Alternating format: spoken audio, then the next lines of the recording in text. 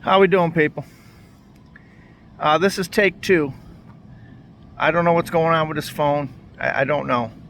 But the situation is we have hydraulic ram in the dump trailer that we bought.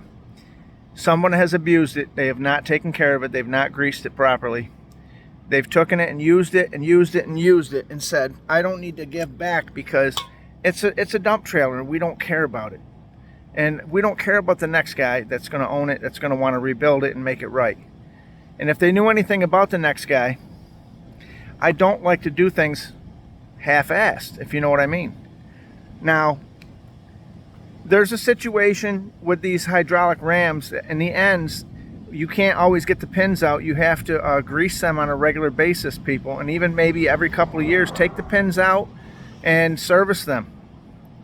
But if you just leave them in there to live there and to rust away, so to speak, you'll have the situation like what I'm about to show you. Now, what I'm about to show you, this is not for the faint of heart. This is not for the weak. This is not for the person that starts out on the trail and says, I can do this, but then gets to the fork in the road and the gravel's a little too shabby and the weeds are maybe a little too high and they say, hey, I'm turning back. I'm going back to mama's house. I'm going back.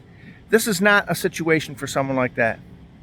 So if you're a Gen X and older, or if you're a millennial that maybe got slipped through the cracks and of society and said, hey, I want to be actually something in this world, then maybe this is a situation for you.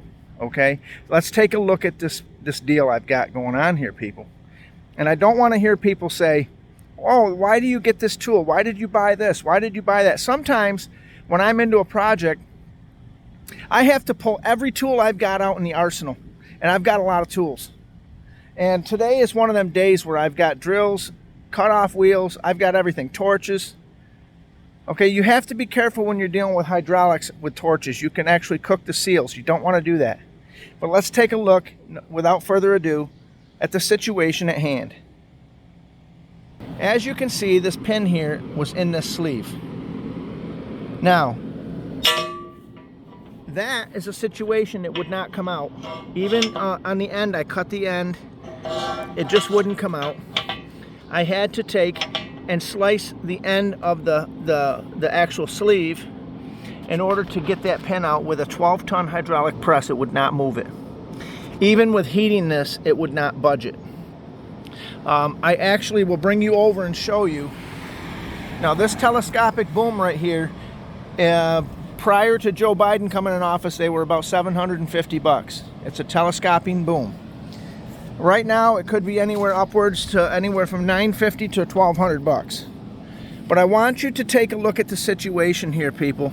I had to take and cut this with a cutoff wheel in order to get this to budge, and it wouldn't even budge with a 12-ton press.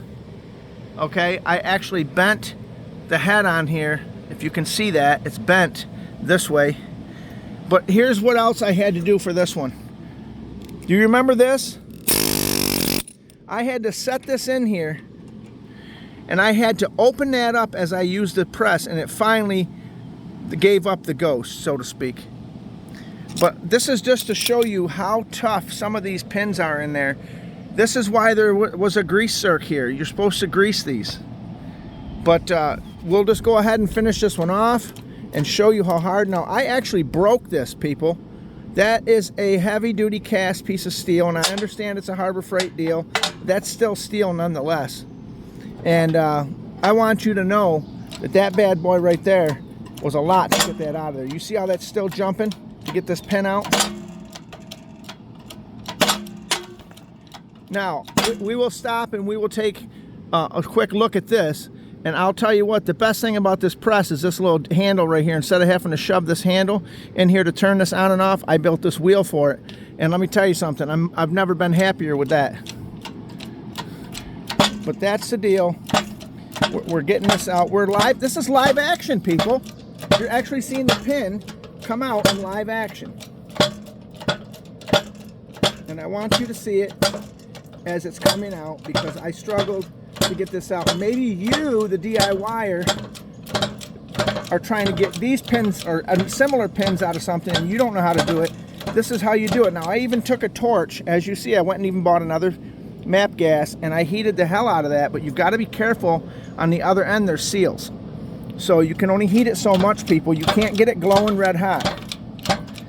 But anyway, you see the situation at hand here. That is a grade 5 bolt. And we're knocking her loose, people. We're knocking her loose. This is live action. We're trying to do this in live time to show you exactly the deal. And there you go. There you have it. I don't really want to touch that baby because it's kind of hot. But as you can see, this is the little crevice here that I cut through the housing of the sleeve, barely just touching it. And there you go. Now you say, well, how do you repair that? What we're going to have to do is we're going to have to put a pin in there. I'm going to have to turn down a brass pin, because brass, it won't weld like that. It'll just absorb the heat. And I'll have to grind this in a V pattern here, and I'll actually have to fill this in to make it factory strong, if not stronger. But as you see, I will run a wheel through here and we'll clean this up. But I just wanted to give you that video to show you, I mean, the remnants of a situation, if you know what I mean. But as you see, the hydraulic fluid's running out. We're capturing it in the pan, okay?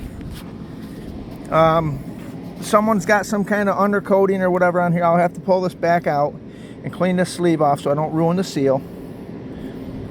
I'll go ahead and get some brass and turn a piece of brass down to put in here, just enough to be able to weld these up. And that's the deal, people.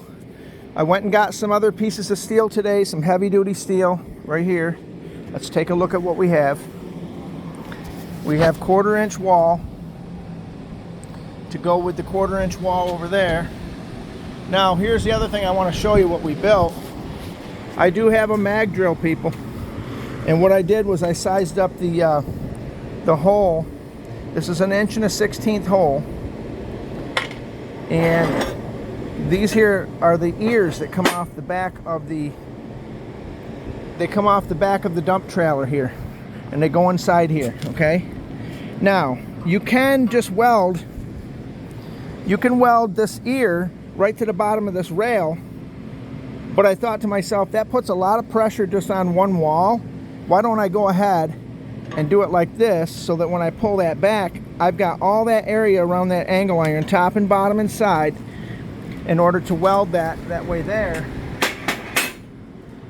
We've got a much stronger trailer than Camline built in the first place. But I will say, if you do have one of these mag drills, they are handy, and they're a situation that says you can make things a really nice, perfect hole. These are some of the plates here. I had to re-drill this. One of these holes I had to re-drill. Let me see which one it was. I think it was this one here. You can see the quality of the hole. It's a hole that's nice and clean. That's where these two pieces will go like this, if you will. Okay, the ram will go in between here. There's a pin, and then this is heavy wall. This is why I went and got this other 2 sections of pipe, so that I can cap off the ends, and then where the ram goes, the other 2 are going to go there. So I'll have 4 pieces in here. They're 24 feet long, so 6, 6, 6, 6, that's 24. I'll use the other thin wall stuff just to fill in between where the floor is going to lay. And that's the situation with the dump trailer, people. I don't know what else I can do to show you, but we are not sitting here and we're not letting the dust grow on our stone, so to speak. We are not going to let nothing sit on the wayside. I just wanted to give you an update. If you've got a situation that needs getting a pin out and you're really not sure how to do it, there's other ways of getting her done without calling a machinist or taking it to a shop. You, the DIYer, can do it yourself. You don't have to always call somebody. You can actually use your noggin, people. Use your noggin and try to figure it out. I mean, that's the whole fun of it all, is trying to figure out a situation that's looking at you and saying, you can't do this. And then you say, well, wait a minute, hold on a minute now. There's this way to do it. So just remember, the laws of physics apply.